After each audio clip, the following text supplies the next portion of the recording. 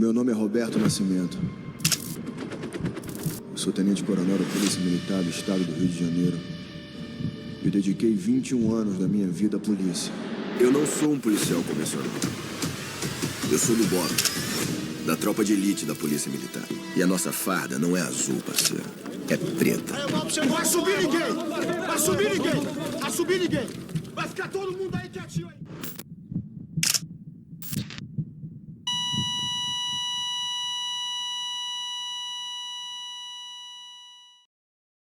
A operação policial de hoje é a mais letal da história da cidade, com 64 mortos confirmados até agora.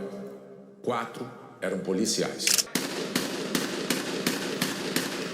Dia 28 de outubro de 2025 é um dia que ficará marcado para sempre nos calendários do povo brasileiro, especialmente para os moradores das favelas e arredores do Rio de Janeiro. Em uma das operações policiais mais letais da história do Brasil, o BOP invade a favela do Rio de Janeiro em busca de criminosos. Mas o que realmente aconteceu naquele dia? A operação gerou grande repercussão nacional e internacional, com críticas à violência e ao número de mortos. O dado concreto é que a operação, do ponto de vista da quantidade de mortes, as pessoas podem considerar um sucesso, mas do ponto de vista da ação do Estado, eu acho que ela foi desastrosa.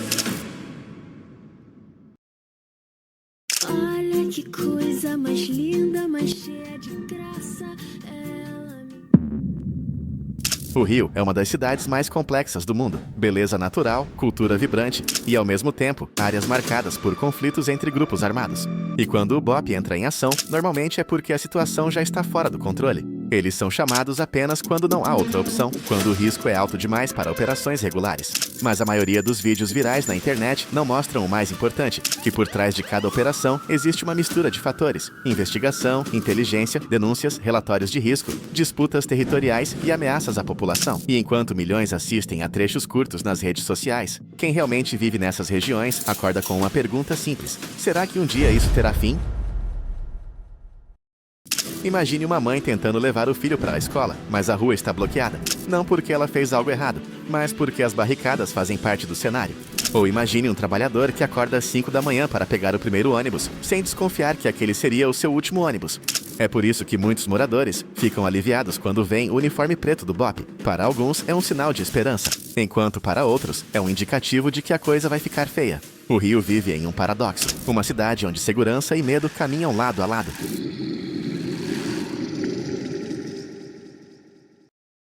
Por mais que vídeos de operações viralizem, poucas pessoas param para pensar nisso.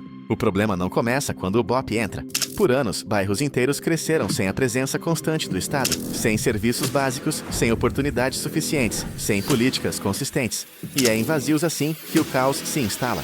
Quando vemos uma operação dessa magnitude na TV, estamos vendo apenas o capítulo final de uma história que começou décadas antes e que foi crescendo como uma bola de neve. O vilão raramente é simples, e no Rio, essa frase é quase uma regra. Por quanto tempo a segurança do Rio será apenas resposta e não prevenção? Por quanto tempo a cidade viverá entre extremos, o medo e a esperança, sem resolver a raiz dos problemas? Porque quando uma operação termina, os carros vão embora, as sirenes se afastam, o helicóptero some no céu, mas as pessoas ficam, as famílias ficam, as histórias ficam.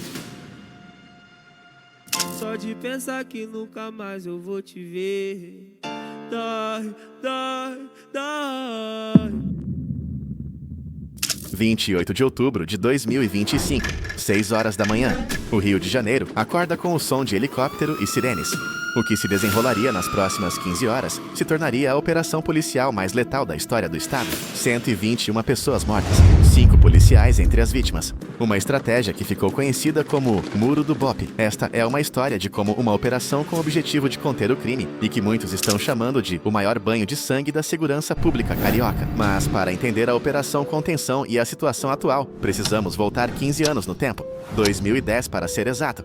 A primeira ocupação do Complexo do Alemão.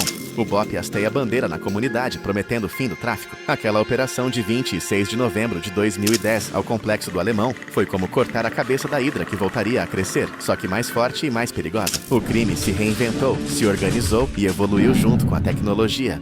E em 2025, as facções dominam os complexos da Penha e do Alemão, e isso fez o Donald Trump considerá-las como organizações terroristas. E tudo isso enquanto mais de 300 mil pessoas viviam sob domínio de uma das facções mais perigosas do país. 28 de outubro, 6 horas da manhã, mais de 2.500 homens das polícias civil e militar iniciam a maior ofensiva já vista no Rio. O objetivo: eliminar o Comando Vermelho de uma vez por todas. Mas o plano ia além de uma invasão convencional. Era um jogo de xadrez humano, e as peças iam ser movidas para um lugar específico: a mata. A estratégia era genial na simplicidade. Em vez de entrar no confronto direto, eles iam empurrar o inimigo para um território específico, onde já estavam esperando. A estratégia do muro foi para garantir que os moradores não fossem alvo dos confrontos. As frações cresceram tanto no Brasil que já são chamadas de organizações terroristas. Será que só o BOPE conseguirá dar conta? Ou em breve teremos forças internacionais ajudando o povo brasileiro no combate ao crime dentro do próprio território? O que você acha disso? Deixe sua opinião nos comentários. E se inscreva no canal para apoiar o nosso empenho e esforço. Obrigado! E quando pensávamos que as coisas só iriam melhorar daqui pra frente, foi dada uma notícia bombástica sobre o surgimento de uma nova facção, como se já não bastassem as duas outras já conhecidas. E é como diz o ditado: carioca não tem um dia de paz. Uma facção que se diz evangélica está sendo chamada de a terceira maior força do crime no Brasil, e vem crescendo de tal forma que já se expandiu além dos limites do Rio de Janeiro, chegando a outros estados como Goiás, Bahia, Ceará, Amapá, e a lista continua. Agora, a polícia tem de lidar com narcopentecostalismo. E não, eles não traficam bíblias, evangelho ou coisa do tipo dentro das comunidades. E é mais um grupo com o qual as forças de segurança deverão lidar.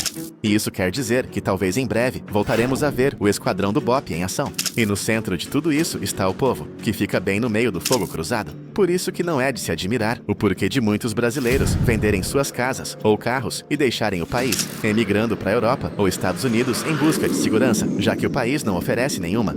E talvez, quando o Brasil finalmente olhar para o Rio, não como um problema, mas como um espelho, talvez então as madrugadas deixem de ser silenciosamente tensas e possam ser apenas madrugadas.